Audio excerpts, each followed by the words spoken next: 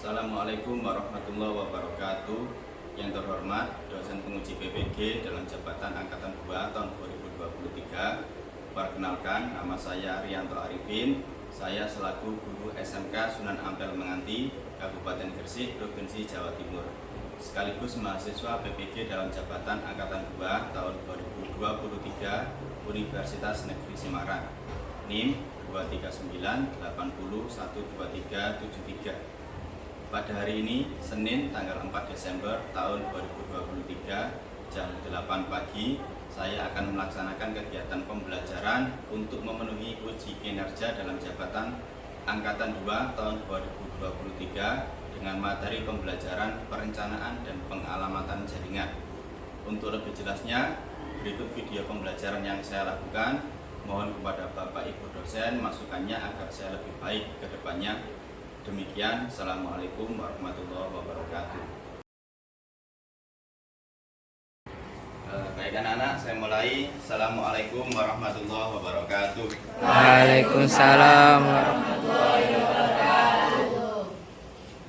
Bagaimana kabarnya hari ini? Alhamdulillah. Baik, sudah sarapan semua ya?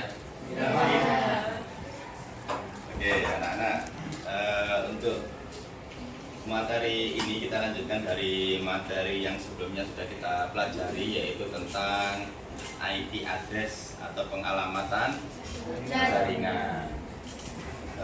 Sebelum saya lanjutkan untuk materi ini, silahkan ketua kelas. Sebelum memulai pada pelajaran pagi hari ini, marilah kita berdoa sesuai dengan kepercayaan masing-masing. Berdoa mulai.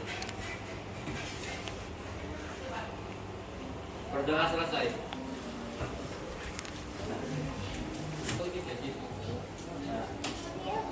Baik, selanjutnya saya akan melakukan cek kehadiran terlebih dahulu atau absensinya. Adelia Putri, Andika Persetia, ada ya. Anfal, Ayunda Bunga, Farel, Hadir Pak. Rizky Fadila, Nabila Vivi, Rizka, Sayed, Saya Pak. Rizky Fadila,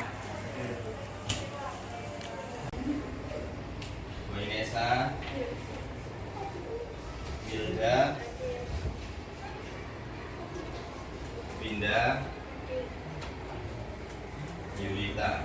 Oke, baik anak-anak, untuk materi hari ini itu berkaitan dengan pengalamatan IP address, yang mana kita melanjutkan dari materi sebelumnya tentang pembagian IP address. Saya buka terlebih dahulu untuk presentasinya. Oke, perencanaan dan pengalamatan jaringan. Tentu alamat ini sebuah pengaturan atau konfigurasi yang penting dalam jaringan ya. Saya misal kasih contoh seperti ini. Kalau misal sampai membangun sebuah jaringan, itu harus dilakukan dengan dua cara. Yang pertama adalah jaringan harus dipasang secara fisik dan harus dipasang secara software.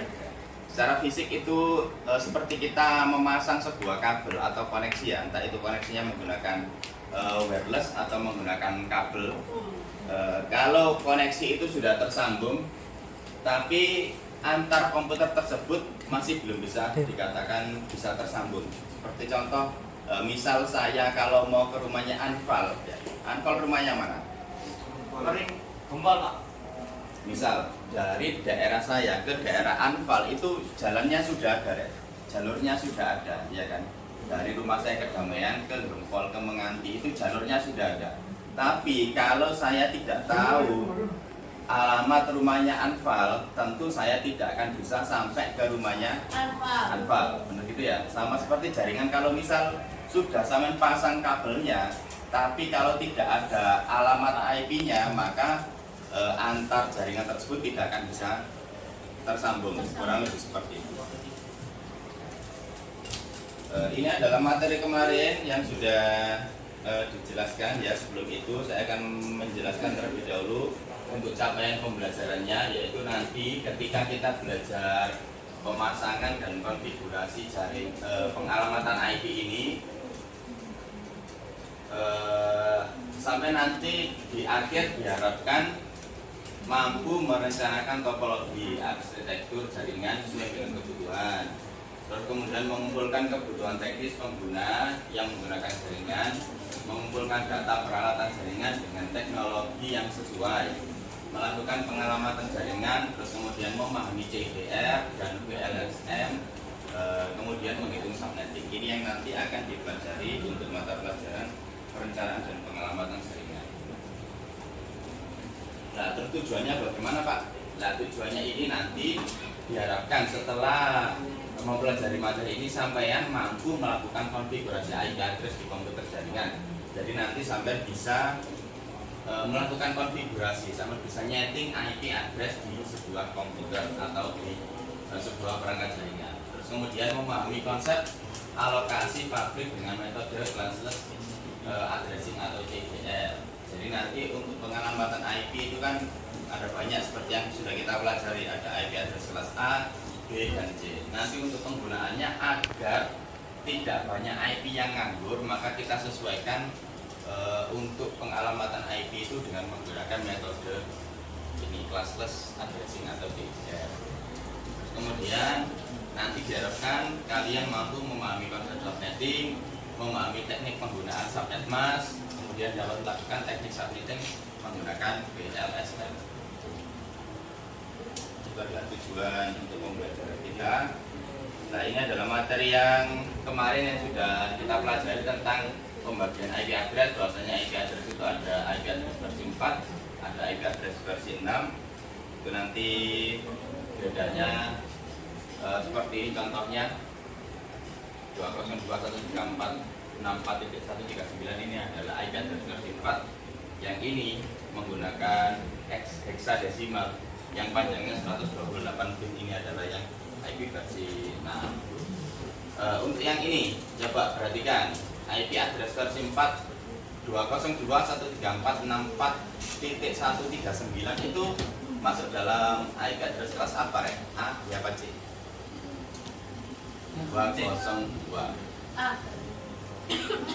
Kalau A itu kan dimulai dari 1 sampai 126 ya. B itu 128 sampai 191. Berarti ini adalah IP address kelas C. Ya. Oke.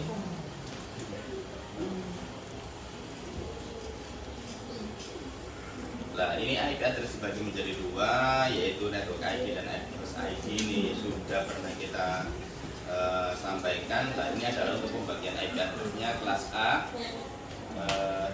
terdiri dari satu net ID, terus kemudian 3 host ID, panjangnya dimulai dari 0 sampai 126 dan seterusnya.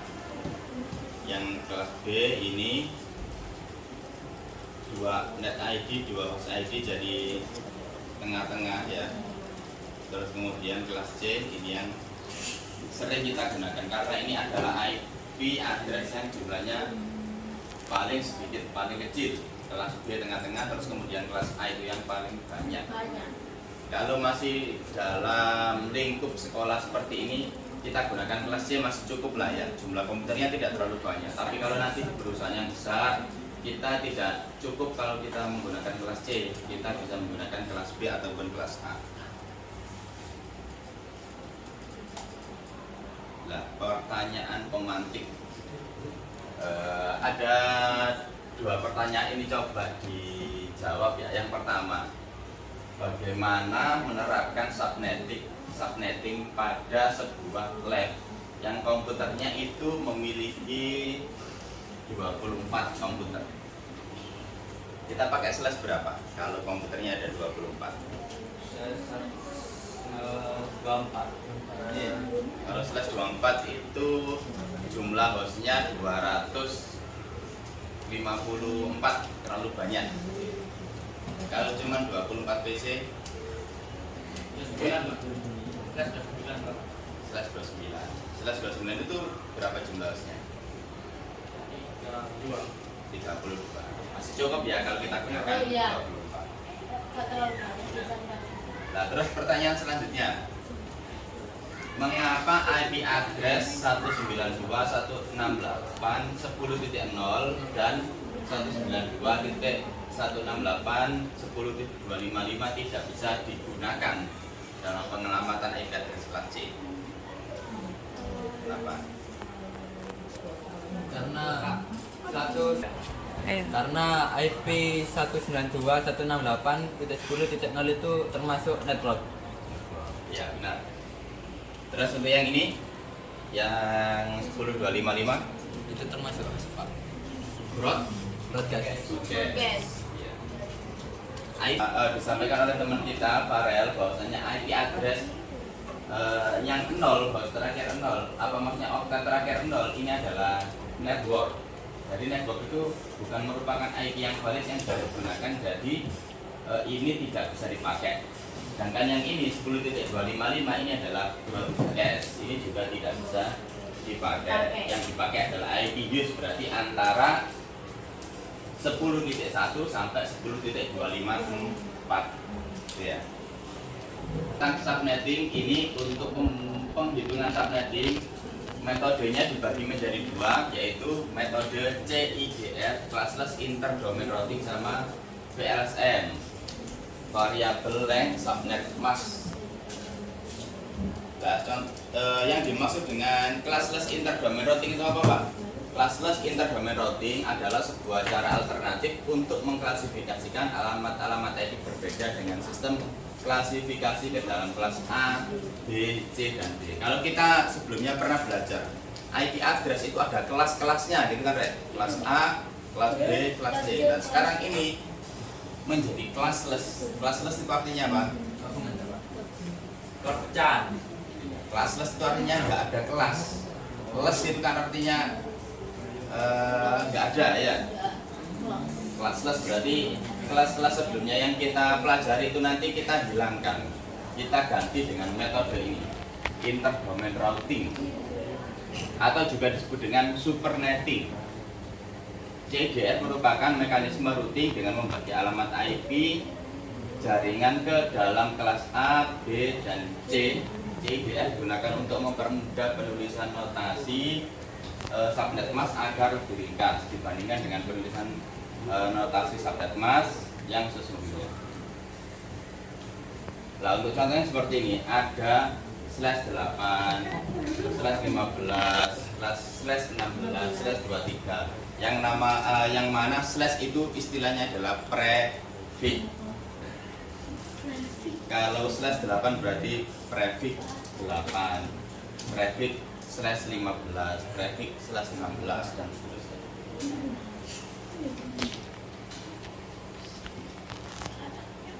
Nah, sekarang kita coba melakukan penghitungan subnetting pada IP address kelas C. Contoh ini ya, untuk menghitung subnet pada kelas C, untuk yang dihitung karena ini kelas C, hostnya itu ada di oktet terakhir, maka penghitungan yang dilakukan itu adalah pada oktet terakhir saja atau oktet keempat saja. Misal, diketahui sebuah IP 192.168.1.0/26, berarti subnet masknya itu sama dengan 255.255.255.192. Ini deh, /26. Ini nanti bisa dilihat di tabel ya, di tabelnya sini, atau nanti itu juga bisa dihitung. Nah, ini /26 itu adalah 255.192. Itu nanti bisa dihitung. Totalnya ada 26 ini. Kalau dihitung ini ada 26. Terus kemudian tinggal kita konversi bilangan biner ini menjadi bilangan desimal. Hasilnya nanti akan menjadi seperti ini. Nah, terus untuk menentukan jumlah subnet, rumusnya itu adalah 2 pangkat X. X itu adalah banyaknya biner 1 pada oktet terakhir. Yaitu kita coba hitung oktet terakhir digit satunya ada 2, berarti 2 pangkat 2 sama dengan 4 subnet, totalnya ada 4 subnet. Terus kemudian untuk mencari jumlah host per subnet, rumusnya adalah 2 pangkat Y min 2, yang mana Y ini adalah digit 0. Di sini digit 0 nya ada berapa? 1, 2, 3, 4, 5, 6. Berarti ini bukan 26 ya, ini 2 pangkat 6. 2 pangkat 6 min 2, 2, 4, 8, 16, 32, 64. 64 dikurangi 2, 62. Terus kemudian untuk menentukan blok subnet itu rumusnya adalah 256. Jadi nilai oktet terakhir subnet mask. Nilai oktet terakhir subnet mask adalah 192 ya. Berarti 256 dikurangi 192 64. Nah, terus kemudian untuk menentukan blok subnetnya itu kita mulai dari 0 ditambah 64 ditambah 64 lagi menjadi 128 tambah 64 lagi menjadi 192 yang mana totalnya ini adalah 4 1 2 3 4 sesuai dengan jumlah subnet yang kita hitung tadi.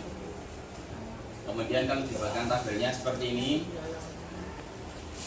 064 128 192 ini adalah sebuah subnet. Ini 0, ini 64, ini 128, ini 192. Merupakan sebuah subnet yang sudah kita hitung. Terus yang lain tinggal mengikuti saja. Host pertama itu setelah subnet. Ya. Kalau ini subnetnya 0 berarti pertamanya sudah 1 karena setelah 0 ini 1. Terus kemudian untuk host terakhir dan broadcast itu kita lihat subnet berikutnya. Subnet berikutnya ternyata di sini 64, maka untuk host terakhir pada jaringan pertama itu sebelum 64 berarti adalah 63. Terus kemudian baru host terakhirnya yang 60 dan begitu juga seterusnya. Tinggal mengikuti saja untuk pembagiannya. Ini untuk yang kelas B, ini untuk yang kelas A, kurang lebih sama cara hitungnya, cuma nanti kita ambil oktetnya yang beda. Kalau yang kelas C itu kita cuma hitung oktet terakhir saja, kelas B berarti 2 oktet terakhir, yang kelas A berarti 3 oktet terakhir harus dihitung. Nah, kemudian metode berikutnya adalah VLSM atau Variable Length Subnet Mask.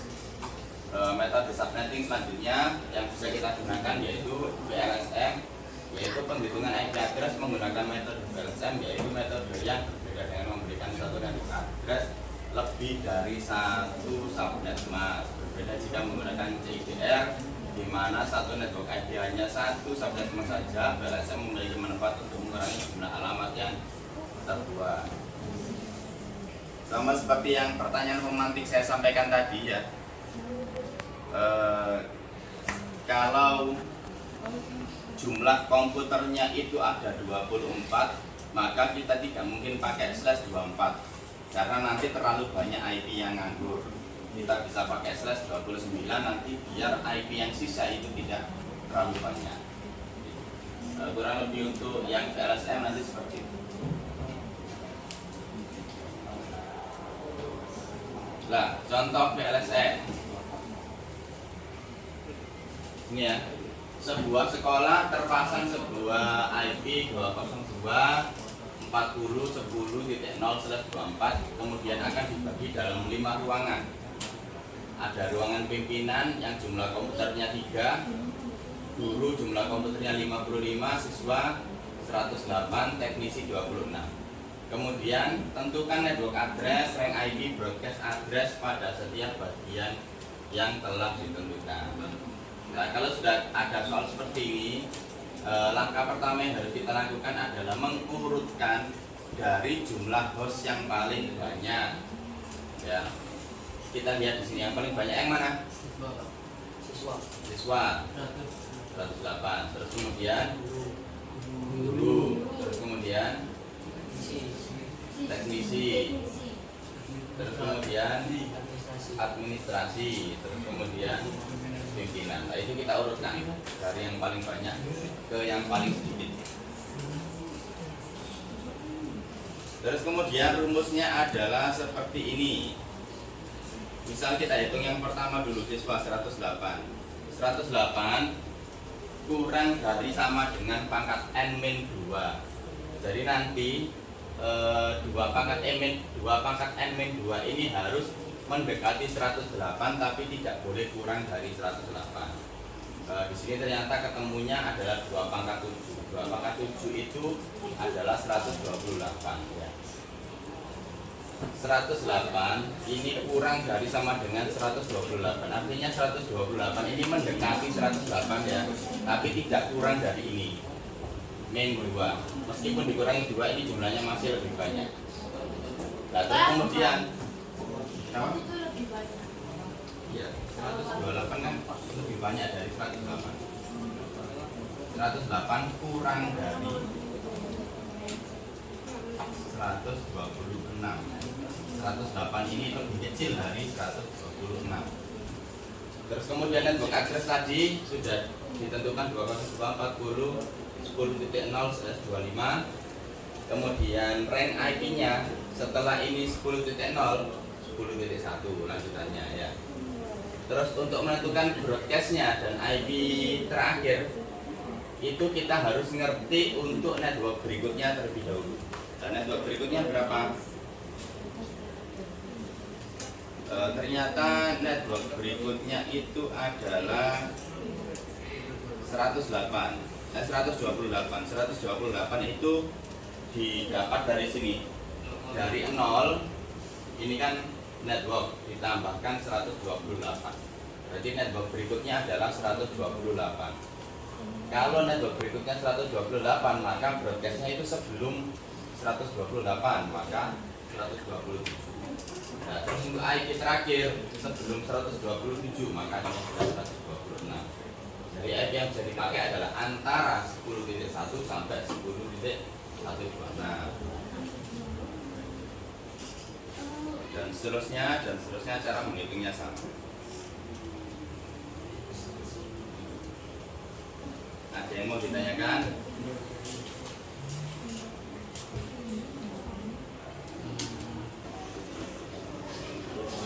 Baik anak-anak, selanjutnya adalah kalian akan saya bagi menjadi beberapa kelompok untuk mengerjakan lembar kerja peserta didik atau LKPD.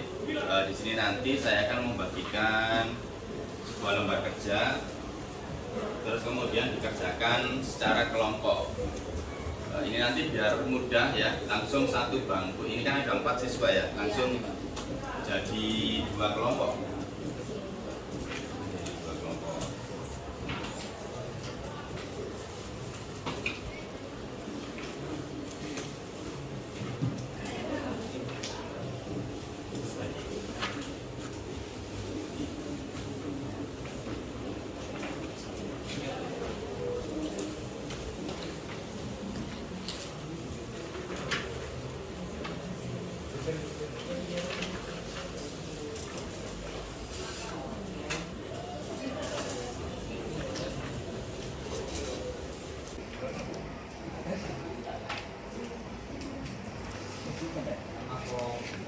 Jadi jangan terlalu jauh.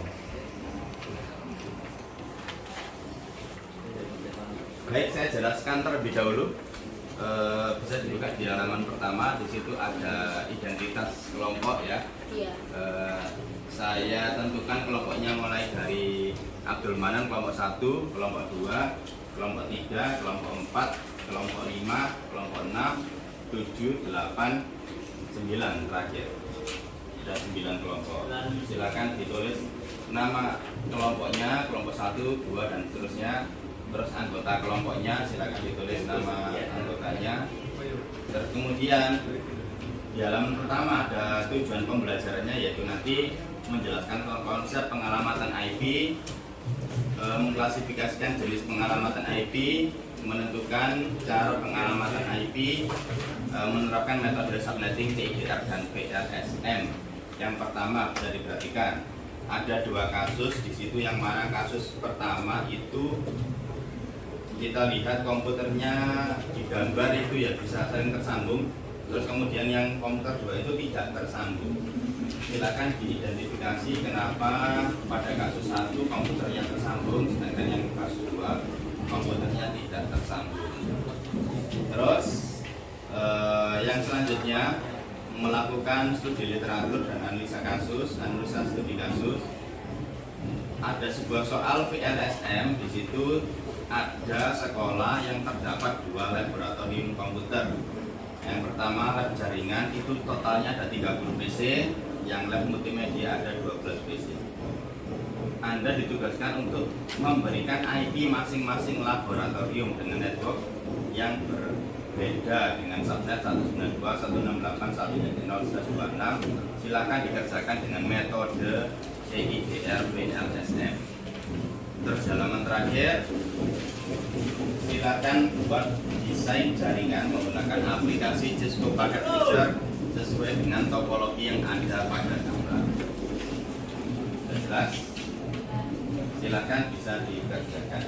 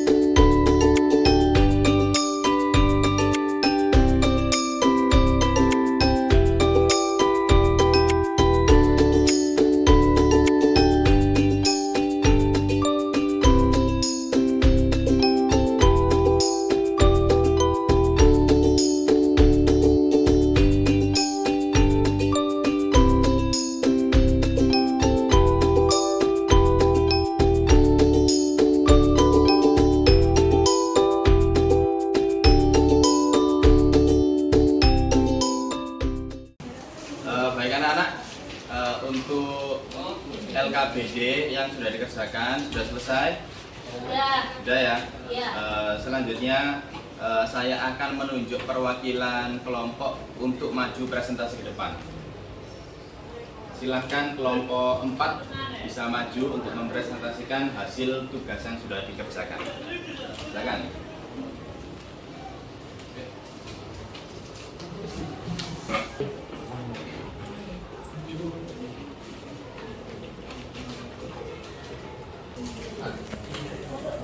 Oke, mohon diperhatikan. Sekarang kelompok 4 akan mempresentasikan hasil tugas yang sudah dikerjakan. Assalamualaikum warahmatullahi wabarakatuh. Waalaikumsalam warahmatullahi wabarakatuh. Perkenalkan, kami dari kelompok 4. Nama saya Syed Muhammad Abdurrahman. Dan nama saya Afan Setiawan. Akan mempresentasikan pengalamatan jaringan subnetting IP address.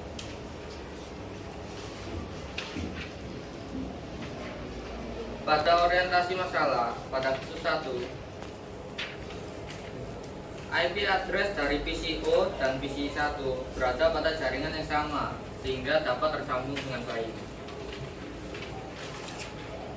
Sementara pada kasus 2, PC A dengan laptop B tidak dapat tersambung karena berada pada jaringan yang berbeda.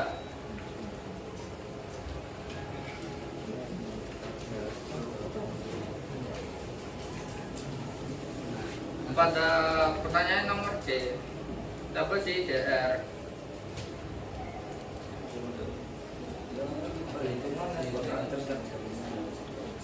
perhitungan network address pada lab jaringan yakni 192.168.1.0 sampai 192.168 hingga 1.31. Perhitungan network address lab multimedia yakni 192.168.1.32 hingga 192.168.1.47.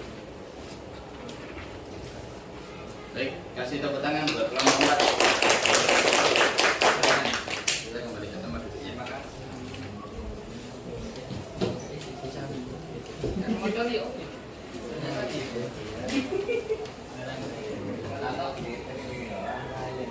Baik anak-anak, untuk tugas dan juga presentasi juga sudah kita lakukan ya. Selanjutnya sebelum kita tutup pembelajaran pada hari ini, ada yang mau ditanyakan? Tidak ada, sudah jelas ya. Kalau sudah jelas, bisa kita akhiri pertemuan pada pagi hari ini. Sebelum kita kembali ke kelas, kita berdoa terlebih dahulu. Semoga ilmu yang kita dapatkan nanti dapat bermanfaat. Amin. Berdoa, mulai.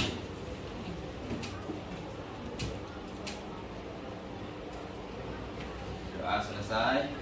Dari saya untuk pertemuan kali ini saya apabila ada kesalahan saya mohon maaf. Saya kira assalamualaikum warahmatullahi wabarakatuh. Waalaikumsalam warahmatullahi wabarakatuh. Ayo, ayo.